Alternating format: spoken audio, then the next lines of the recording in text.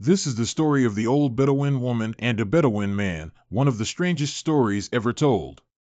A man married a second wife, having already had a wife and children. After some time, he began to suspect his new wife. This suspicion wasn't based on any clear foundation, but rather on mere illusions conjured by his imagination. His mind and feelings led him to believe that this wife didn't love him. She rarely spoke to him, and he never saw her laugh or smile in his presence. Based on this, he concluded that she had desires for another man before marrying him. This suspicion caused him anxiety and confusion, which only dissipated after he sought the advice of an old woman. He told her about his wife and his fear that she didn't love him, asking for her help in finding a way to ascertain his wife's feelings. The old woman told him, "You must catch a snake, sew its mouth shut, and place it on your chest while you sleep. When your wife tries to wake you, play dead." The man followed the old woman's advice and did as she instructed. When his wife came, when she tried to wake him, he neither rose nor moved. When his wife lifted the covers, she saw the snake and, thinking he had been bitten and was dead, began screaming and calling for his son from his first wife, named Zaid. It is said that in her state of shock, she recited this poem. After hearing the poem, the husband was certain of his wife's feelings and understood the depth of her love for him, which she had concealed only out of shyness. He rose joyfully from his bed to tell her he was alive. However, the wife was saddened and angered by this unfounded suspicion.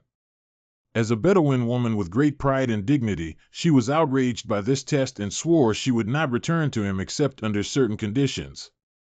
That she would not return until stones spoke to stones, and sticks spoke to sticks. By this, she meant that it was impossible for her to return to him again. He became even more perplexed and saw no. The story goes that a Bedouin man rode his camel to the city to buy provisions for himself and his family. After loading it with all the food and clothing he had bought, he left it in a corner and went to pray the afternoon prayer. When he came out of the mosque, he couldn't find his camel. He searched everywhere, asking everyone he met, until he entered a garden and found 3 people sitting in the shade of a tree. He greeted them and asked, "Has anyone seen a camel walking here or there?" One of them asked, "Is your camel blind in one eye?" The Bedouin replied, Yes, my camel is blind in one eye." "Have you seen it?" The man said, "No." The second man asked, "Is it tailless?" The Bedouin replied, Yes, it is tailless." "Have you seen it?" The second man said, "No." The third man asked, "Is it loaded with many things on its back?" The Bedouin replied, Yes, it is loaded with all my needs for food, clothing, and drink." "Have you seen it?" The third man said, "No, I haven't."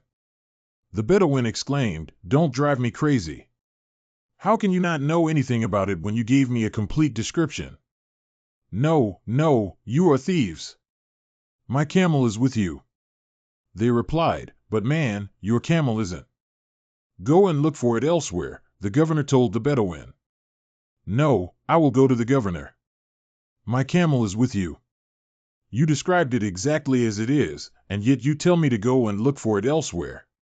So the Bedouin went and complained to the governor. The governor ordered them brought before him and sent some of his men. When they arrived at the governor's house and stood before him, the governor asked them, "This Bedouin claims that you stole his camel. What do you say?" They replied, "We are not thieves, we are among the most honorable of people." The Bedouin said, "But, my lord, they gave me a complete description of it as if it were right in front of them. They said it was one-eyed, and it is indeed one-eyed. They said it was lame, and it is indeed lame. They